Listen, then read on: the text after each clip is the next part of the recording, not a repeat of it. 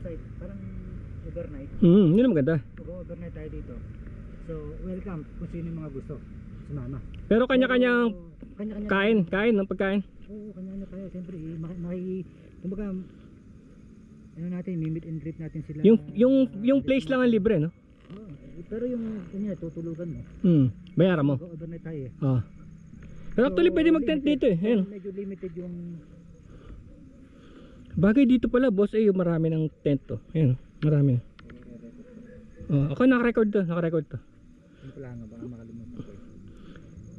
Pero boss, yung tinago kong tag ng premium gear, pag may naglinis makikita yun. Yung pinagtaguan ko.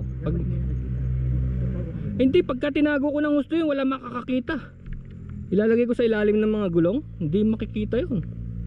Ilan ba dala mo? Meron ka pa? Lagay tayo kaya rito.